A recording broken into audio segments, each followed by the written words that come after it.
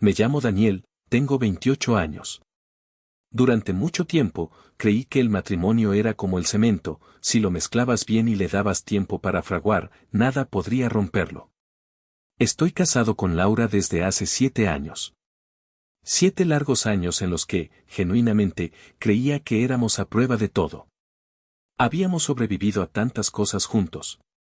Recuerdo las noches durmiendo en un colchón inflable en el suelo de un apartamento vacío porque no podíamos permitirnos una cama de verdad.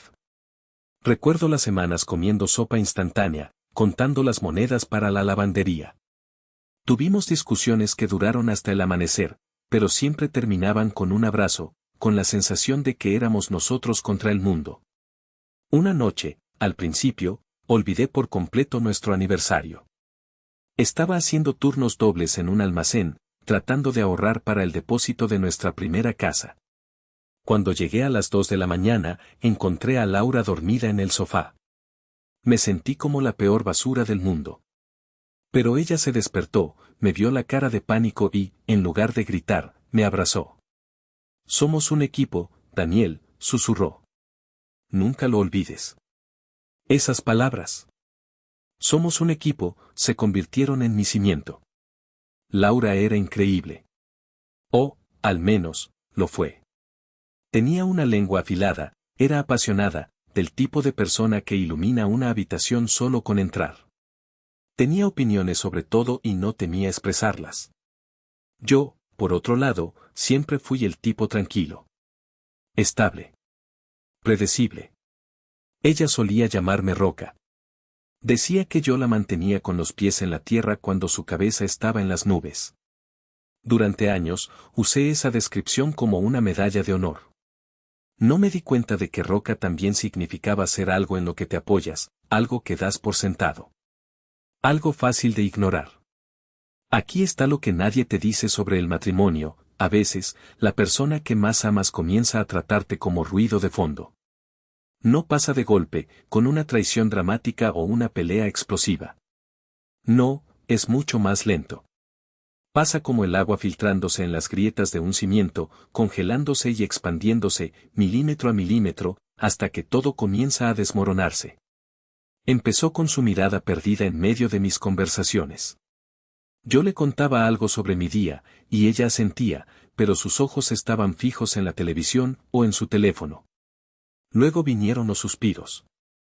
Esos suspiros impacientes cuando yo tardaba demasiado en encontrar las llaves o cuando le preguntaba qué quería cenar.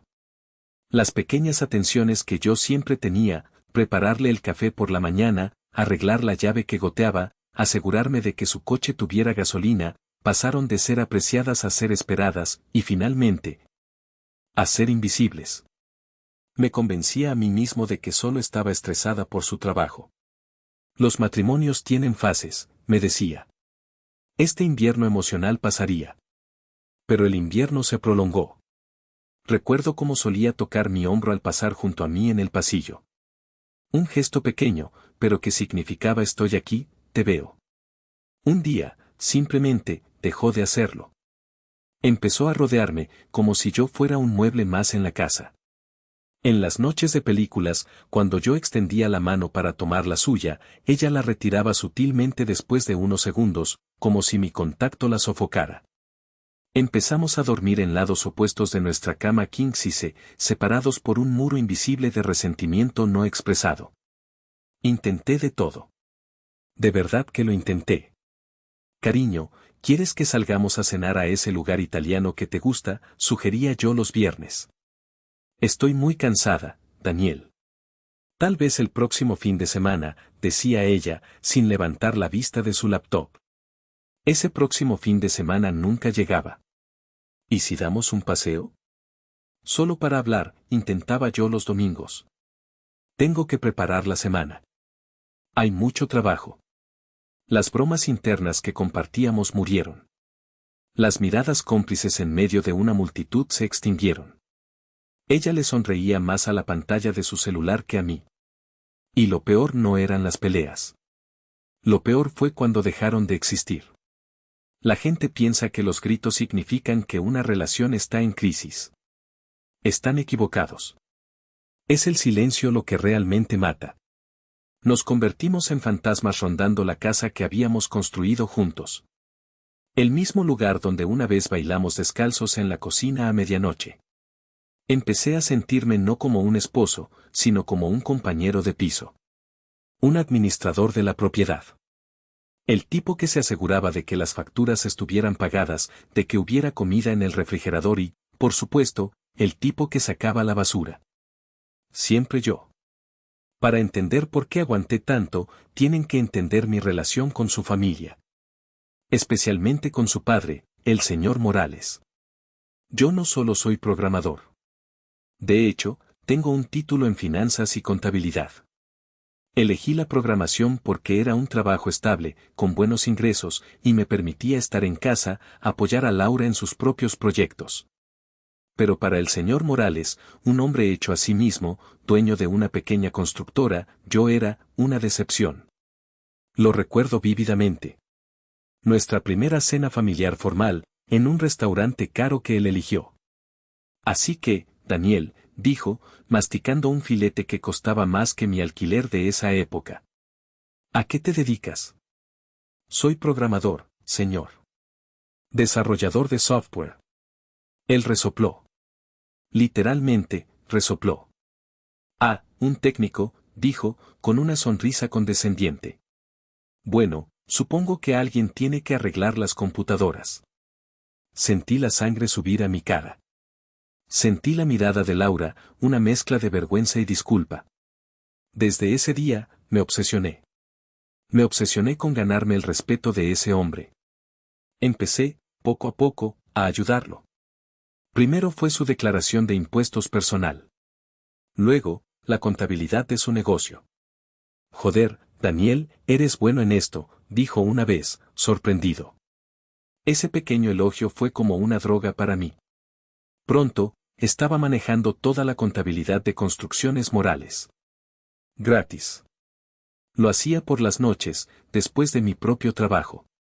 Luego, la señora Morales quiso abrir una boutique en línea. Adivinen quién construyó el sitio web, configuró el inventario y manejó la pasarela de pagos. Gratis. Familia ayudando a familia, me decía a mí mismo. Pero la verdad es que estaba tratando desesperadamente de demostrar que yo no era solo un técnico. Quería que Laura estuviera orgullosa de mí. Quería que su padre me viera como un igual. Mientras tanto, en mi propia casa, el hielo seguía creciendo. Una noche, después de otro día caminando sobre cáscaras de huevo, finalmente hice la pregunta que temía. Manteniendo la voz calmada, sin confrontar. Laura. ¿Estás feliz con nosotros? Ella dejó de teclear. El silencio se alargó. Se giró lentamente en su silla. Me miró, y juro que no vi ni rastro de la mujer con la que me casé. Solo un cansancio profundo. Daniel, dijo, con una frialdad que me heló los huesos. ¿Por qué haces preguntas cuando ya sabes la respuesta? Fue como un puñetazo invisible en el estómago. No dije nada. Solo asentí, salí al garaje y me quedé allí, mirando la pared, por más de una hora. Todo se fue al infierno 3 meses antes del incidente. La hermana mayor de Laura, Camila, se mudó con nosotros. Camila, de 42 años, acababa de pasar por un divorcio increíblemente ruidoso y complicado. No tenía dinero, no tenía dónde ir, y tenía un talento innato para convertir cualquier conversación en un escenario para su drama personal. Era todo lo que Laura estaba empezando a hacer, pero amplificado por 1000. Ruidosa, egocéntrica, caótica. La casa, que había estado mortalmente silenciosa, de repente se llenó de vida. Pero era la vida de ellas. Laura cambió de la noche a la mañana. De repente, volvía a reír. Risas agudas, casi histéricas, que compartía con Camila en la cocina mientras bebían vino barato a las 7 de la tarde. Tenían bromas internas, susurros, secretos. Secretos que, a propósito, me excluían. Mi oficina, mi único santuario en la casa, fue requisada por Camila. Ay, Daniel, no te importa, ¿verdad? Necesito un espacio para mi yoga y mis proyectos creativos. Antes de que pudiera responder, sus cosas ya estaban allí. Esterillas de yoga, cristales extraños, y un olor constante a incienso que me revolvía el estómago. Su música, una especie de pop latino terrible, retumbaba en las paredes hasta la medianoche. Sus amigos aparecían sin avisar. Me sentía como un intruso en mi propia casa. Intenté hablar con Laura. Cariño, ¿no crees que Camila se está tomando muchas libertades? Laura me miró como si me hubiera salido una segunda cabeza. Por Dios, Daniel. Sé un poco empático. Mi hermana está pasando por un infierno. ¿No puedes ser solidario por una vez? Solidario se convirtió en la palabra clave para cállate y aguanta. El punto de inflexión fue una noche de martes. Había tenido un día brutal en el trabajo, pero logré salir temprano. Decidí sorprender a Laura. Fui a su restaurante tailandés favorito y pedí todo lo que le gustaba. Pad Thai, rollitos de primavera, todo. Imaginé su cara iluminándose. Tal vez incluso recibiría una sonrisa genuina por primera vez en semanas. Llegué a casa, con las bolsas de comida en la mano. Escuché gritos. Gritos de risa. Entré en la cocina.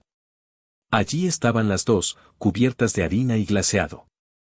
Estaban decorando cupcakes, aparentemente para alguna venta de pasteles de Camila. La radio estaba a todo volumen. Cuando entré, se callaron en seco. Me miraron. No como a un esposo. Me miraron como a un profesor que entra a pillar a los alumnos haciendo travesuras. Oh. Hola, Daniel, dijo Laura, sin sonreír. Traje comida tailandesa, dije, levantando las bolsas. Ah, dijo Laura. Bueno, estamos ocupadas con esto. Déjalo por ahí. Y se giraron. Siguieron riendo y decorando, como si yo no existiera. Me quedé allí parado, en medio de mi cocina, sosteniendo la comida. Comí mi pad thai, frío, solo, en la barra de la cocina, escuchando sus risas. Sentí un nudo en la garganta tan grande que apenas podía tragar. Ya no era un esposo. Ya no era un compañero de piso. Era un fantasma. Un fantasma que pagaba las cuentas. El asado. El maldito asado anual en casa de los Morales. 3 meses después de la llegada de Camila. Siempre odié esos eventos. Nunca fui realmente bienvenido. Fui tolerado. El tipo callado que se casó con la hija apasionada. El técnico. Ese día, el aire estaba pesado. No solo por el calor de julio, sino por la tensión.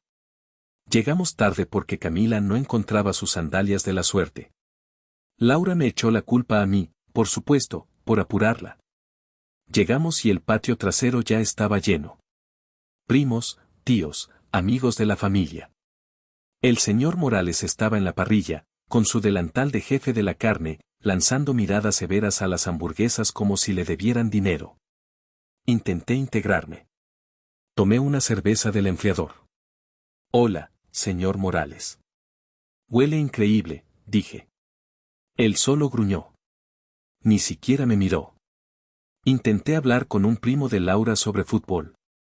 Me dio respuestas de una sola palabra mientras miraba por encima de mi hombro, buscando a alguien más interesante con quien hablar. Me quedé solo, junto a la parrilla, bebiendo mi cerveza tibia, sintiéndome exactamente como en la secundaria, invisible, incómodo, fuera de lugar. Contaba los minutos para poder irme.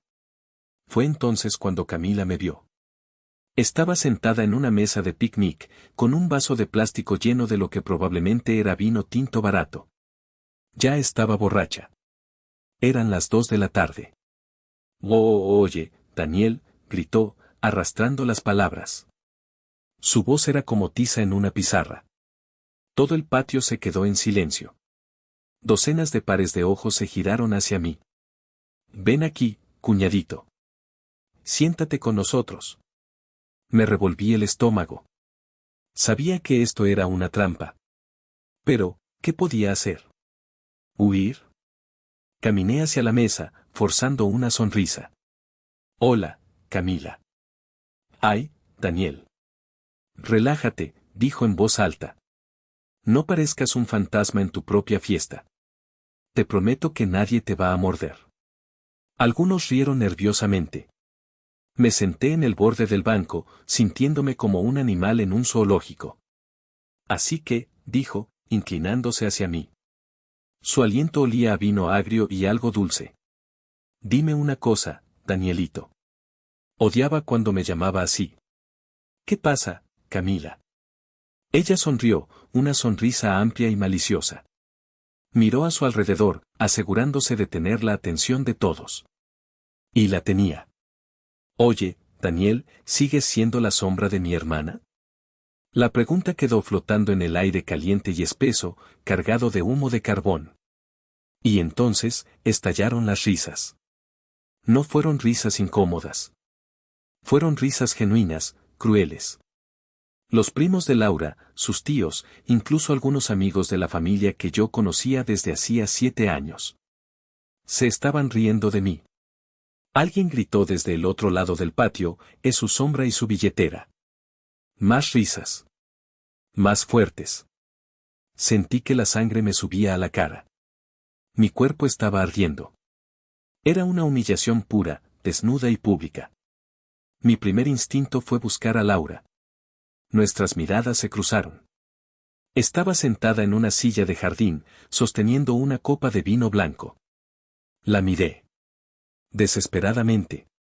Le rogué con mis ojos. Por favor. Detén esto. Di algo. Defiéndeme. Somos un equipo, ¿recuerdas? Ella me sostuvo la mirada. No vi vergüenza en sus ojos. No vi indignación por la crueldad de su hermana. Vi diversión.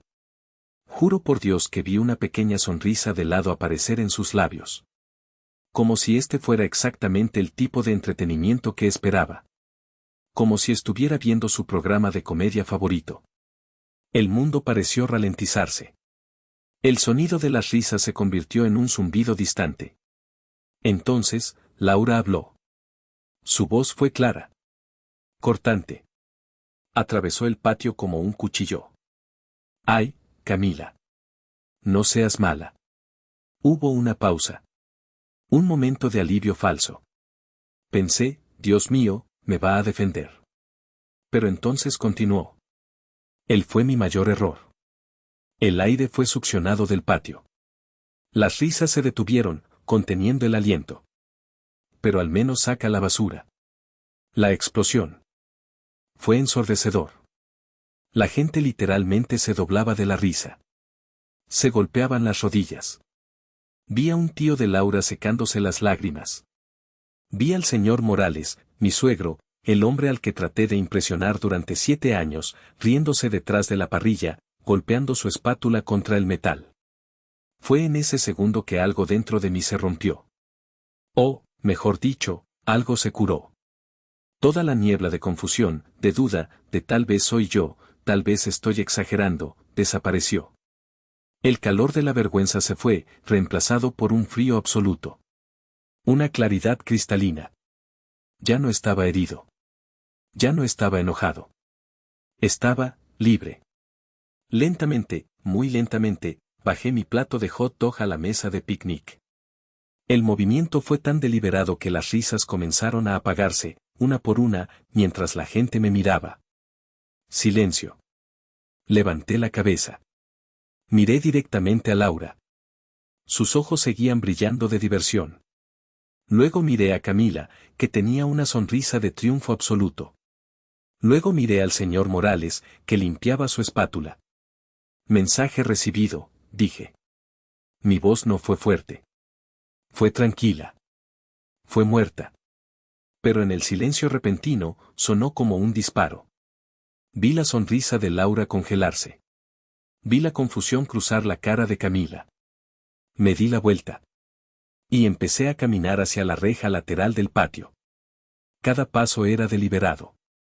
Podía sentir cada grano de hierba bajo mis zapatos. Podía sentir docenas de ojos clavados en mi espalda. Daniel, gritó la señora Morales, con una falsa preocupación en su voz. Daniel, querido, ¿a dónde vas?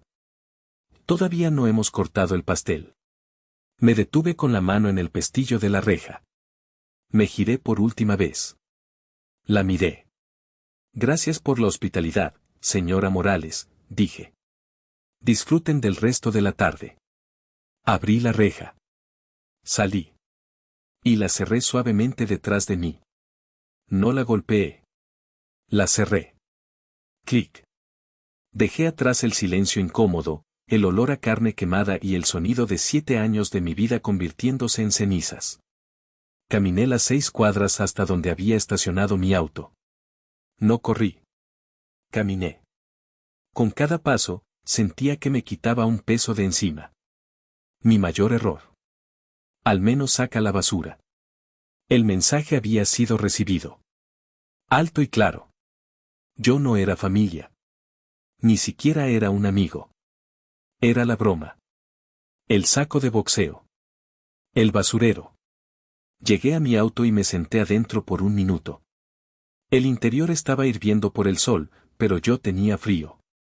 Mi mente, sin embargo, estaba perfectamente clara. Sabía exactamente lo que tenía que hacer. Conduje a casa.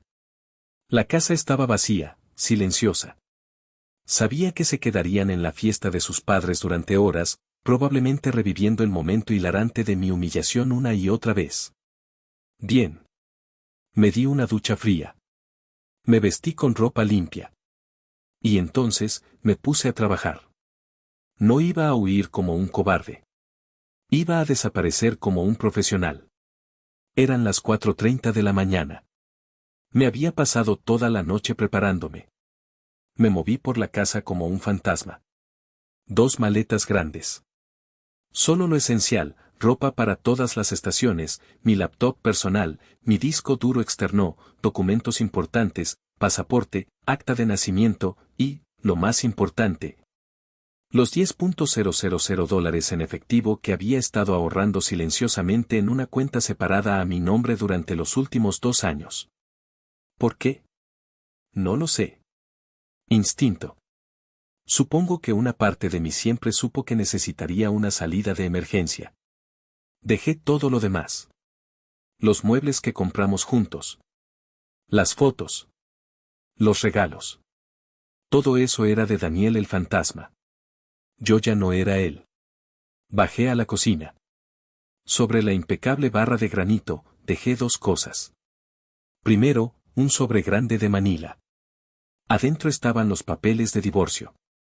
Los había mandado a preparar a un abogado hacía 6 semanas, justo después de la noche en que ella me dijo, ¿por qué haces preguntas cuando ya sabes la respuesta? Ya estaban listos.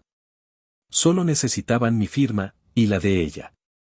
Segundo, encima del sobre, dejé una simple nota adhesiva. Solo 6 palabras. Espero que la broma haya valido la pena. Luego, fui a la oficina. La que Camila había infestado con su incienso. Abrí mi laptop de trabajo, la que usaba para manejar los asuntos familiares. Esto no era solo huir. Esto era una demolición controlada. Soy programador. Y soy contador. Soy meticuloso. Entré en el sistema de contabilidad de construcciones morales. Cambié la contraseña maestra por una cadena aleatoria de 64 caracteres. Hice lo mismo con el panel de administración de la tienda en línea de la señora Morales. Cambié las contraseñas de las cuentas bancarias de la empresa a las que solo yo tenía acceso de administrador.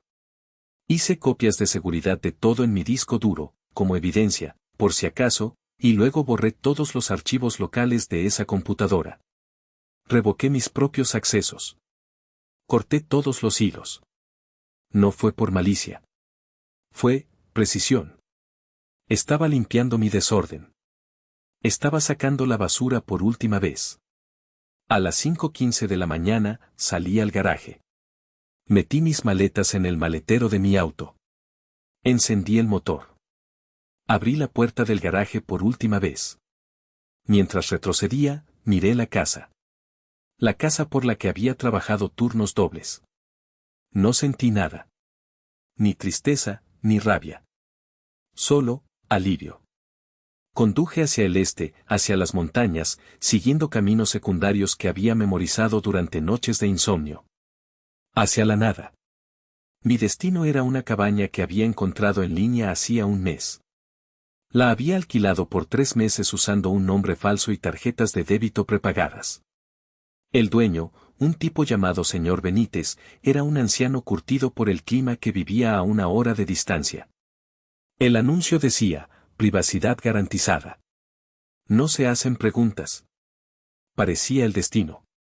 La cabaña estaba al final de un camino de tierra de 5 kilómetros. En medio de la nada.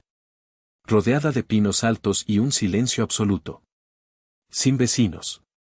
Sin torres de telefonía celular. Sin wifi. Solo yo, 40 acres de bosque y el sonido del viento. Los primeros días fueron extraños. El silencio era tan profundo que zumbaba. Estaba acostumbrado al ruido constante, la música de Camila, la televisión de Laura, el tráfico de la ciudad. Pero lentamente, me aclimaté. Por primera vez en 7 años, podía respirar. Respirar hondo, sin sentir el peso del juicio de alguien sobre mi pecho. Instalé mi laptop personal en una vieja mesa de madera junto a la ventana. Encontré un pequeño pueblo a 1 hora de distancia con una biblioteca que tenía wifi público decente. Conducía hasta allí 2 veces por semana, descargaba el trabajo que necesitaba, correos electrónicos, y luego regresaba a mi fortaleza de soledad. Empecé a tomar trabajos freelance. Programación. Consultoría financiera anónima para pequeñas empresas. A mis clientes no les importaba dónde estaba, solo que el código funcionara y los números cuadraran. Y mi trabajo era impecable. Los días adquirieron un ritmo pacífico, casi primitivo. Me despertaba con el sol. Trabajaba intensamente hasta el mediodía. Almorzaba algo simple, pan, queso, una manzana. Por las tardes, caminaba. Caminaba durante horas por el bosque, siguiendo arroyos, sin ver a otra alma. Corté leña. El señor Benítez me había dicho que la pila de leña estaba baja. El hacha se sentía bien en mis manos. El dolor agudo en mis hombros y espalda era un dolor real, un dolor limpio. No el dolor sordo y enfermizo de la humillación. Aprendí a identificar los cantos de los pájaros. Leí libros de la pequeña colección de la cabaña, novelas viejas de vaqueros, manuales de supervivencia. Por las noches, cocinaba comidas básicas en la estufa de leña y comía a la luz de una linterna de gas, escuchando a los búhos y coyotes en la distancia. Dejé crecer mi barba. El tipo afeitado y de aspecto corporativo desapareció. Perdí peso por las caminatas, pero gané músculo por cortar leña. Mis manos, antes suaves por el teclado, se llenaron de callos. Y lentamente, recordé quién era yo. Recordé que me gustaba la soledad. Recordé que era inteligente. Recordé que era capaz. Recordé a Daniel. El tipo que existía antes de ser Roca. Antes de ser la sombra. Antes de ser el que saca la basura. Estaba recordando cómo ser un hombre. Pasaron 3 meses. 3 meses de silencio, trabajo y madera. La necesidad de saber. La curiosidad. Es algo humano, supongo. Conduje la hora hasta el pueblo. Me senté en el estacionamiento de la biblioteca pública, conecté mi laptop al wifi. Y, por primera vez, abrí mi antiguo correo electrónico. Mi bandeja de entrada había explotado. 67 correos no leídos. Todos de Laura. Los leí en orden cronológico, como si estuviera viendo una película de terror a cámara lenta. Semanas 1 a 2, la furia donde mierda estás, Daniel. Huir como un cobarde no va a resolver nada. Vuelve aquí y enfrenta tus problemas. Dejaste papeles de divorcio. ¿Es en serio? ¿Después de todo lo que he hecho por ti? Eres un niño inmaduro. Voy a llamar a la policía si no contestas. Aparentemente, lo hizo, pero le dijeron que un adulto tiene derecho a desaparecer. Semanas 4 a 5, la manipulación y la ansiedad fue una broma estúpida. Lo siento. ¿Feliz? Camila se siente fatal por lo que pasó. Lloró durante días. Estás siendo demasiado sensible, Daniel. En serio, ¿dónde estás? Solo dime que estás bien. Empiezo a preocuparme. Semanas 8 a 12, el pánico aquí fue donde el tono cambió. Y fue glorioso. Daniel, el banco llamó. Dicen que la hipoteca tiene 2 meses de retraso. Se supone que tú te encargabas de eso. No puedo entrar a la cuenta bancaria de la empresa. ¿Cambiaste la contraseña? El señor Morales está furioso. ¿Dónde guardaste los archivos de impuestos? El contador nuevo no los encuentra. Laura, por favor, tienes que llamarme. La boutique de mamá no funciona, los pedidos no se procesan. Van a embargar la casa. Daniel, van a embargar la puta casa. ¿Es esto lo que querías? Por favor. Por favor, Daniel. Te lo ruego. No entiendo nada de esto. Necesito tu ayuda. Solo ayúdame a arreglar esto, y luego puedes irte. Por favor. Leí cada palabra. Cada signo de exclamación. Cada súplica desesperada. Y no sentí nada. Nada de ira.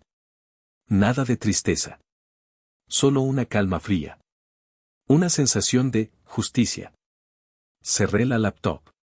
Conduje de regreso a mi cabaña. Y dormí mejor que en los últimos 7 años. Unas semanas después, contacté a un viejo amigo de la universidad. El único en el que confiaba. Solo para saber qué había pasado.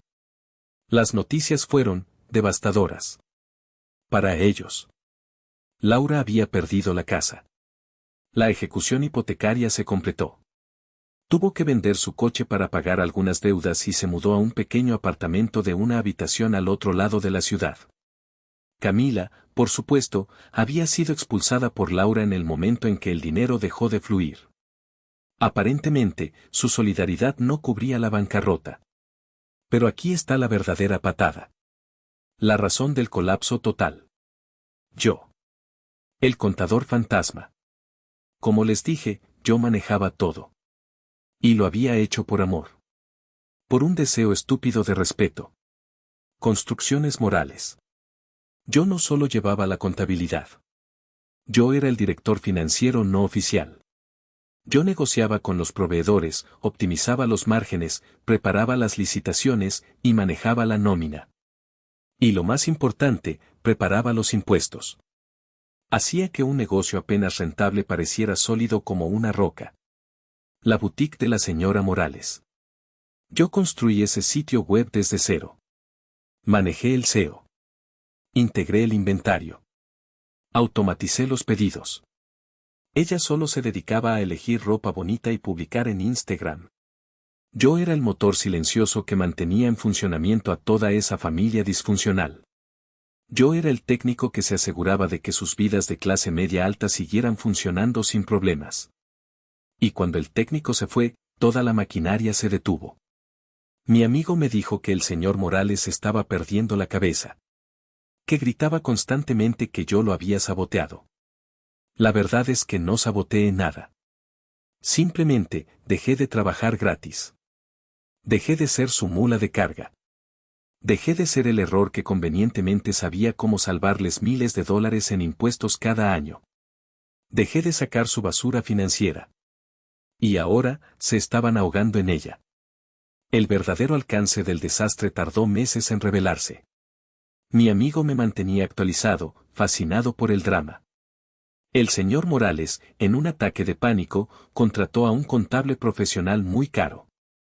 El tipo entró, echó un vistazo a los libros, que estaban impecables mientras yo los llevaba, y descubrió el caos que el señor Morales había creado antes de mí, y como yo había estado conteniéndolo. Descubrió años de deducciones cuestionables que yo había intentado corregir y que ahora explotaban. Le llegaron multas del gobierno que ascendían a decenas de miles de dólares. Además, perdió 3 contratos importantes. ¿Por qué? Porque el señor Morales no tenía idea de cómo preparar los análisis de costos y cronogramas detallados que yo solía producir. Sus presupuestos eran un desastre. Nadie iba a confiarle un proyecto. Su negocio estaba muerto. La boutique de la señora Morales cerró en menos de un mes. Ella no sabía cómo procesar un pedido, cómo manejar una devolución, o qué hacer cuando el sitio web pedía una actualización de seguridad. Laura, mi ex esposa, se declaró oficialmente en bancarrota. Su sueldo de gerente de marketing no era suficiente para cubrir las deudas que habían acumulado. ¿Y Camila? Ah, mi querida Camila. La reina del drama. Su caída fue la más dulce de todas. Después de que Laura la echara, intentó vivir en los sofás de sus amigas. Pero sus amigas, al parecer, no disfrutaban de su drama 24/7 cuando no venía acompañado del vino caro y las cenas que Laura, es decir, yo, pagaba. Se cansaron de su victimismo. Se cansaron de que culpara a todo el mundo, especialmente a mí, por sus problemas. La última noticia que tuve de ella fue que, a los 42 años, estaba de vuelta en casa de sus padres. Durmiendo en su habitación de la infancia, con pósters de bandas de chicos de los 90 en las paredes. En una casa que estaba a punto de ser embargada. La familia Morales, esa unidad familiar tan orgullosa y ruidosa, se estaba devorando viva. Las reuniones familiares, lo que quedaba de ellas, eran, aparentemente, concursos de gritos. Se culpaban a Camila por provocarme. Culpaban a Laura por apoyarla. Se culpaban a sí mismos por reírse. Era una hermosa sinfonía de autodestrucción. Y yo la escuchaba desde la paz de mis montañas. Pasaron 6 meses desde mi huida. Era noviembre. La primera gran tormenta de la temporada golpeaba la cabaña. El viento aullaba como un lobo y la lluvia golpeaba el techo de lámina como un tambor. Estaba leyendo junto a la estufa de leña cuando oí algo. Un golpe. Débil, casi ahogado por la tormenta. Me congelé. Nadie venía aquí. Nadie.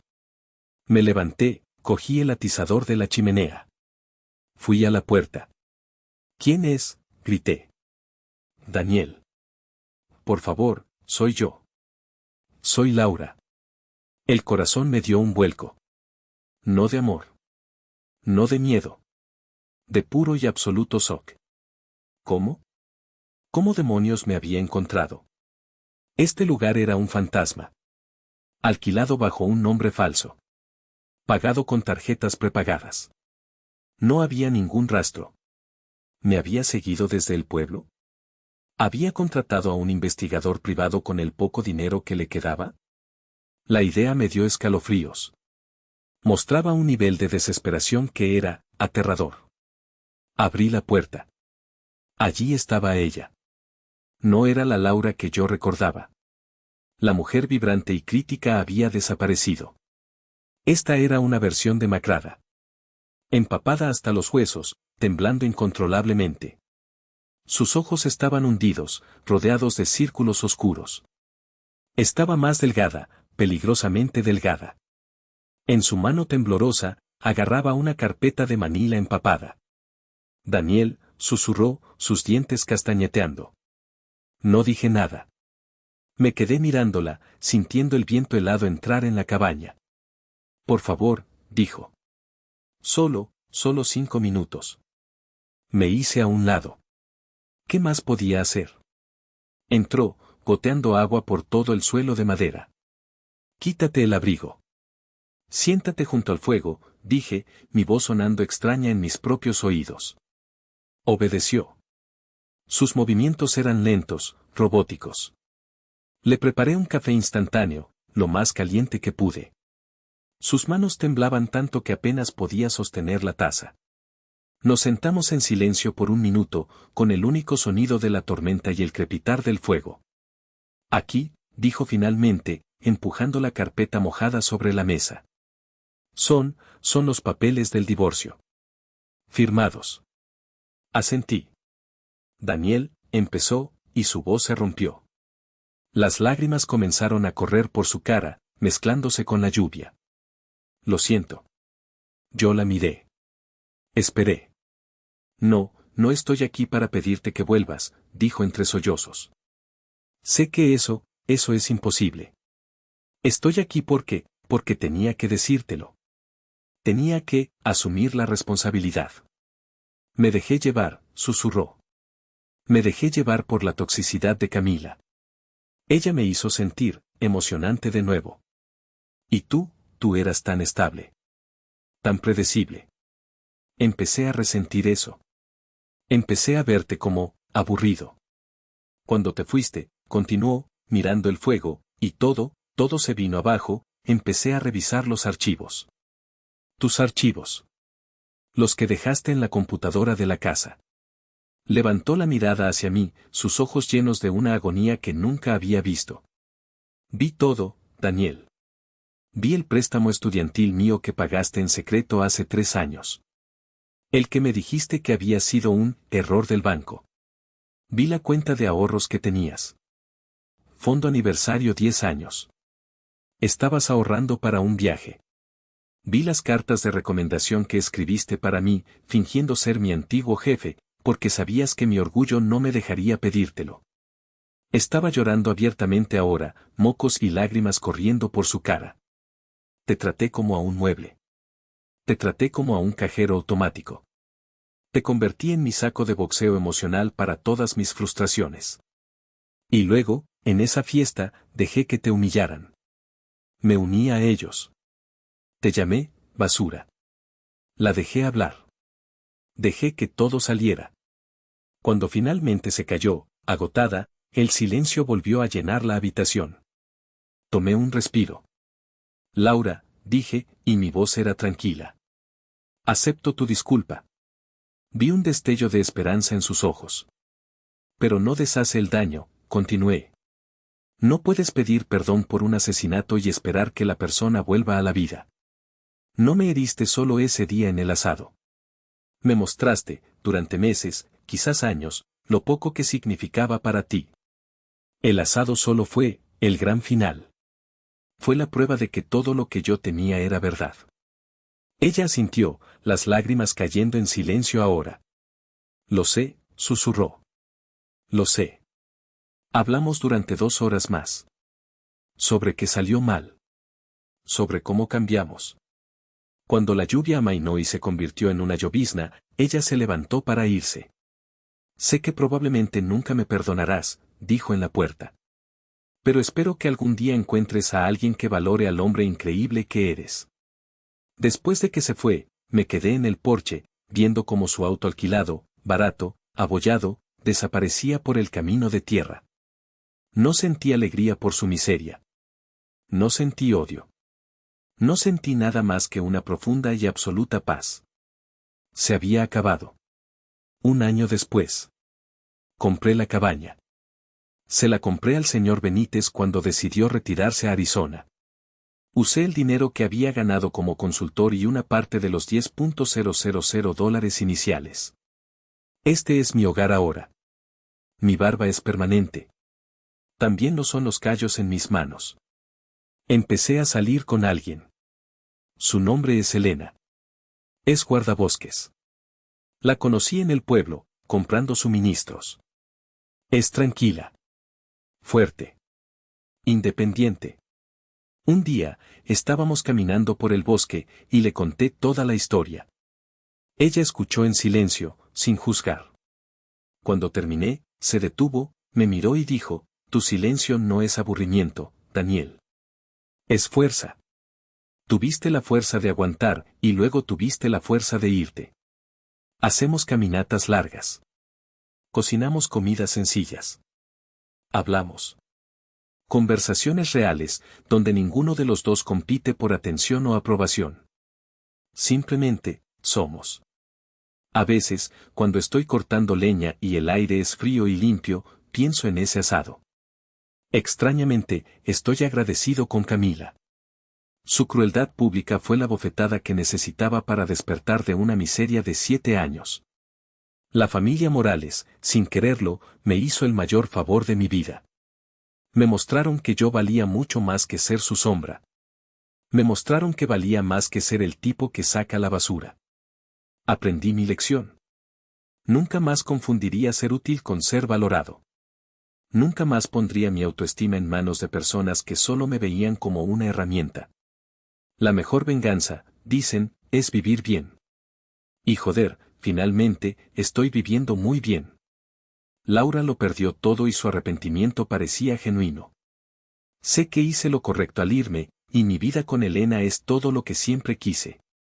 Pero a veces, en las noches frías, me pregunto, Laura estaba claramente rota, quizás deprimida, y yo simplemente me fui. ¿Fui demasiado cruel al no darle una segunda oportunidad? ¿Fui yo el imbécil, fui yo el idiota, en esta situación?